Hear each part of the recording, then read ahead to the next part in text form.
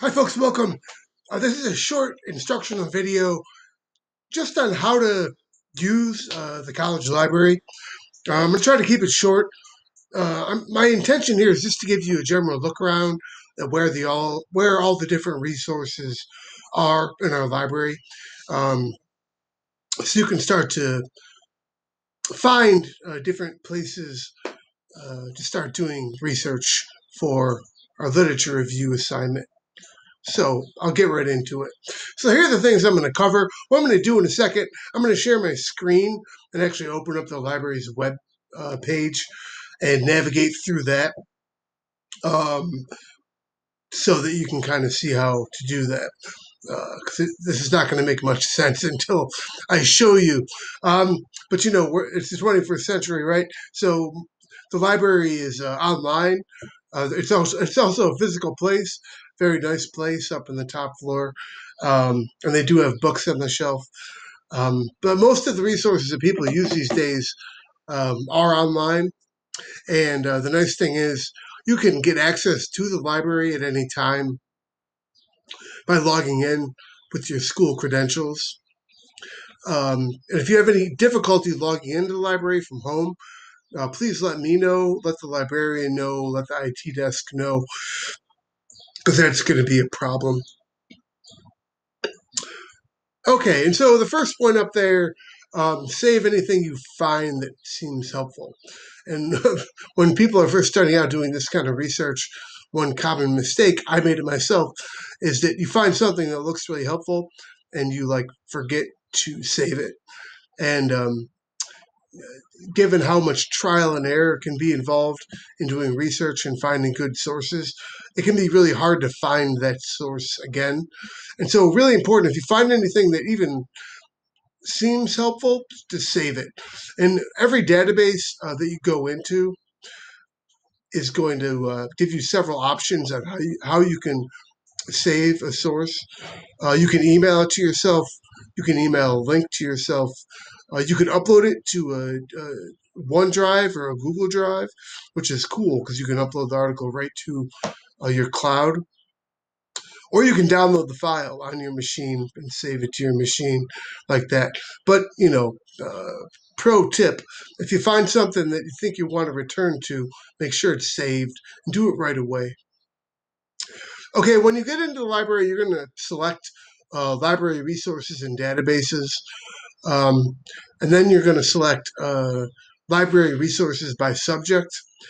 And for most of you in this project, you'll probably want to select general. This is just like a kind of a one-size-fits-all types of resources that for this project is probably going to be most helpful for you. But once you get into your majors, um, and if you have to do a paper where you have to find sources, you can select a different field. And so there are going to be all the different fields listed there. And so if you're a nursing major and you are taking a nursing class and the professor says, I want you to find 2 peer-reviewed articles on such and such a topic, then you would select nursing. And what they do is they have guides to every field and the most commonly used resources in that field so that you're not all over the place. You can kind of get where you need to get quickly. And in doing research, one of the things that's kind of a pain in the neck is you might need to go into different databases and try that out. You might need to try out different search terms. And so doing this type of research is more difficult than doing a simple Google search. But the idea is this is a more advanced skill. Using an academic library um, is a skill that can be transferable to all kinds of different professions where you might need to do research in a database. And you also have access to amazing resources that the average person does not have access to. The general public does not have access to a library, nor do they have access to any academic library. You have access to the library because you pay your tuition and you're a student enrolled at the college, and these resources are actually very expensive, believe it or not, extremely expensive.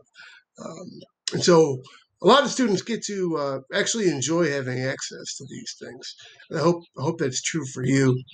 Um, okay, so I'm not going to go through my whole document called Research Tips in this video, but in that document, I outline a number of the databases you might want to look at to get started that I think are probably going to be most helpful for you. And just to point out a few ideas to begin with of places you might want to look. Um, Reference works. If you're doing a topic and you don't know much about it, the first place to start is an encyclopedia. And encyclopedias are, what's called the reference work. Dictionaries are reference works. And we have a database called Credo Reference. That's basically a database that collects a wide array of many different encyclopedias that are all online. And so that's really helpful, I think, for you in this paper. Another database that's very helpful is called Opposing Viewpoints and Context. They almost make research like too easy because they have a gigantic list of topics, and for each topic, they kind of do the research for you. And so I'd highly recommend using that one, especially if time is a factor for you or if you're intimidated by doing a research project. I'd highly encourage you to use that Opposing Viewpoints and Context. And finally, on that document Research Tips, if you're looking for newspapers, so our library has access to kind of countless newspapers. There's certain databases that collect newspaper articles. And so most newspapers nowadays have paywalls, meaning you have to pay for access. You can get newspaper articles for free through the library. And we also have the New York Times access, remember. And so you could use New York Times. That'd be a great way to go about doing your research. And finally, one thing you might not notice is on here, when you think of a library, you think of books on the shelf, right? I didn't mention any books on the shelf. You're more than invited to use books, physical copies of books. If you use a book, you don't necessarily need to read the book beginning to end. You could pick out a chapter that seems relevant to your topic. You could read the introduction, something like that. And we do have a library catalog that has a list of all our books that we have. Okay, so I'm going to switch over to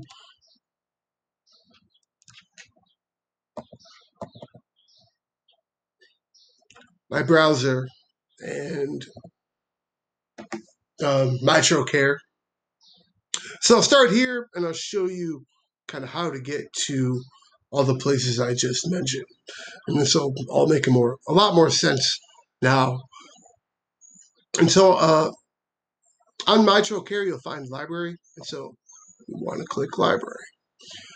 And then the first thing I said, so there's a lot of great information here. I'm not going to give you a guide to all of it, but they have all kinds of great resources here. Citation help is a good one, but librarians are very good. But anyway, library resources and databases. This is where you'll really find this stuff, And so if you want to find the books we have on campus, you click books. We have a selection of ebooks available through different databases. You can select ebooks. If you want to just look at all the encyclopedias and reference ebooks, go there. But I would say your best bet is to go to library resources by subject. And like I said, you'll see a whole list of different fields here, And so we have healthcare information technology majors, right? We have nursing majors, obviously. We have rad tech majors. And so, surge tech majors. And so, you can find all those fields here. For this class, you probably are just going to want to go to general databases and reference right here. And this is what you'll see. So the first thing is journal databases, and these are for peer-reviewed academic articles, scholarly articles. And so you're going to need to have a couple of these, and so you're going to need to look in some of these. Again, on the document research tips. I have a list of the ones you probably want to start with, but you can try any one. It's up to you.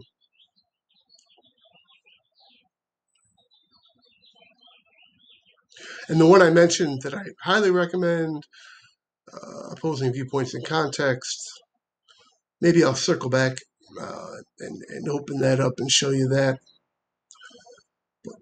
Quite a few to choose from. Then ebooks, then reference databases, and I'm going to look at Credo reference.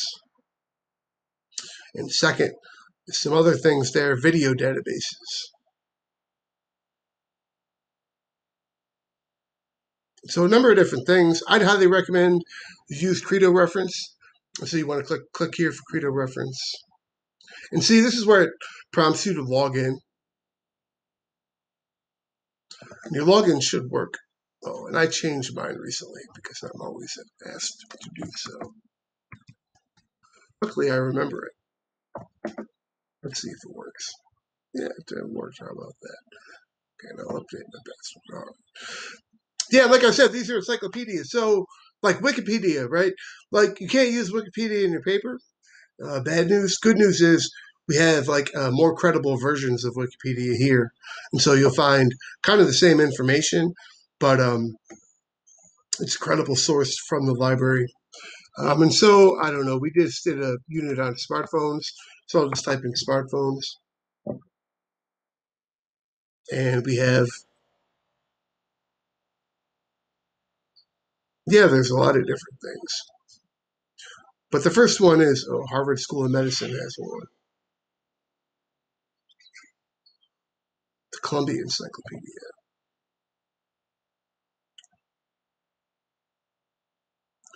Where's the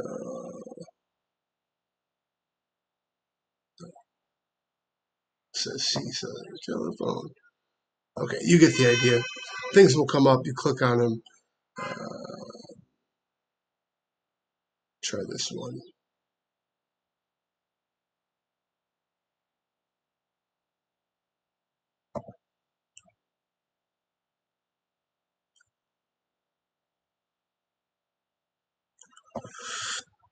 Okay, in a database there's a bit more information. So a lot of encyclopedias are just going to give you a brief definition of the main ideas. But for a bit more, you can go to that Opposing Viewpoints in Context. Open that up.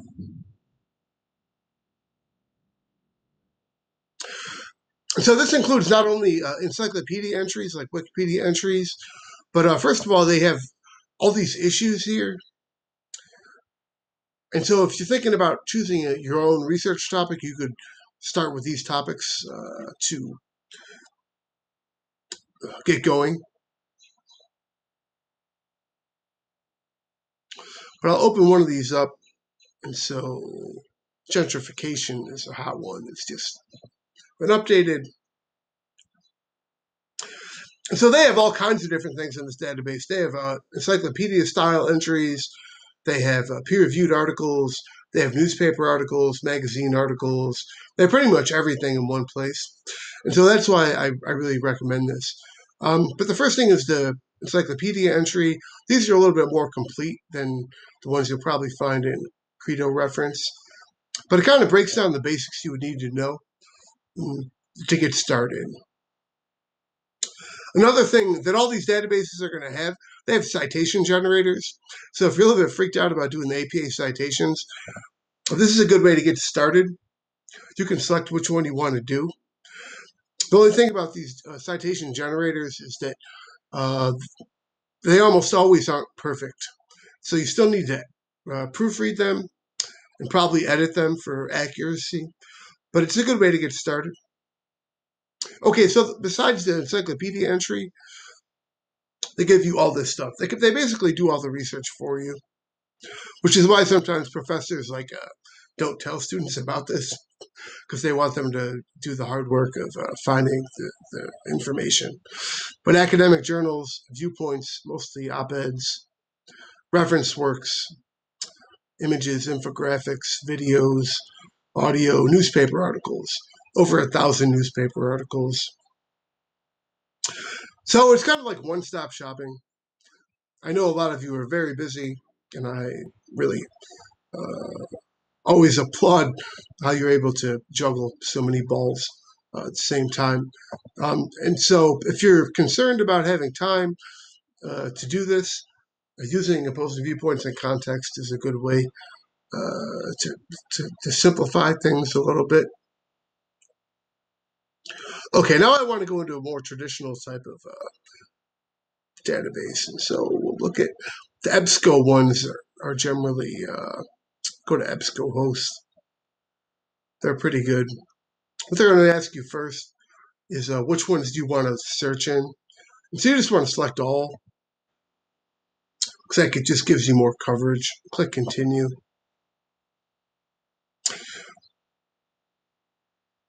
And this is what it looks like. This is what most of them are going to look like. They have different layouts, but you have this advanced search bar. And this is why I had you fill out in the research proposal the three key concepts, because you kind of should have three key concepts with search terms. And so um, you would kind of enter those here. Each bar kind of gets one concept. And so the one I always think about is can diet reduce the inflammation caused by autoimmune disorders? And so I'm just going to pretend that that's my question. And what you would do is you would connect the terms that are related with or within each search bar. And as you'll see on the left-hand side, and connects all of them. And so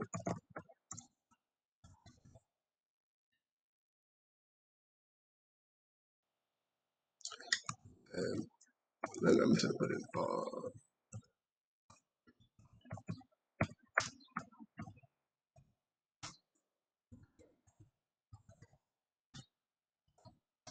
okay. You could add more terms if you wanted to. One thing you're going to want to do is limit by publication date. They all have a different way to do it, but you should strive to have them all published within the last 10 years. You also click this full text. That means they only pull up results that we actually have the text for. Because what happens sometimes is they have the information about the source, but they don't actually have the source itself. And so I'm going to click search. Hopefully this brings up a good, yeah. So how many did I get? 236. So that's pretty good. You might think 236 is a lot to sort through, but really, that's a pretty good number. You could sort through all these um, and save the ones that seem to be most helpful. And so for me, like this looks awesome. And I actually might save this for myself. And so all these databases, you could open this up and you could just email it to yourself right away. Or you could upload it to your cloud. So could I put this in my, you put it in your, see on the right hand side, your Google Drive. They don't have OneDrive. Email it to yourself, print it,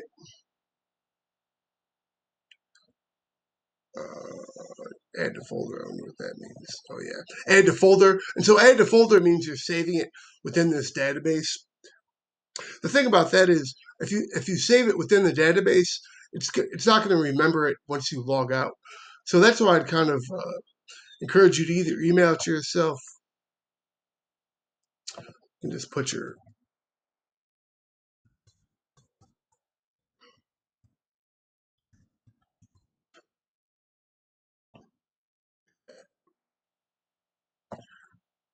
or you can upload it right to your drive.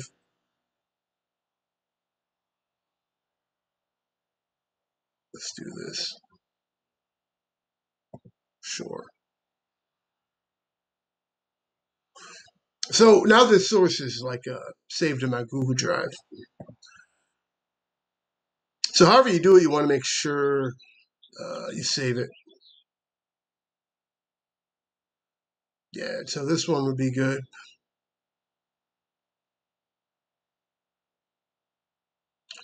And this one would be really good. And you see that this PDF full text, that means if you click on that, you'll open up the whole source. And you have these icons on the right-hand side.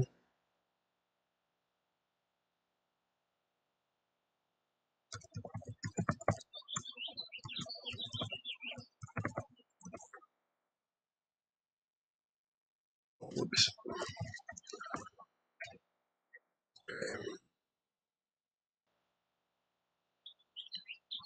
Okay, so I can keep going all day because I'm actually interested in this, but you probably don't want to see that. Yeah, and so all the databases they'll look a little bit different, but they're all pretty much going to have the same layout. And then there are going to be different filters: publication type, document type, language, this kind of thing. And so you can try out different filters and so on. You definitely want to include that publication date, though. Okay, so I think I'm going to end it there because I don't want to make this too long. But you see these other databases, so you can just kind of try the same thing in different databases if you're not pulling up things that seem helpful in one database. Um, so I'm going to stop it there. If you're having difficulty, please let me know. And so one thing we can do, if you want to set up a meeting with me, or if you want to come to office hours, like I can sit down with you on Zoom, and I can like help you do research. You know, that's one thing it's an offer I want to put out there if you're having difficulty finding sources. So, if you're having any difficulty with this, please let me know. Good luck with your research as you get started.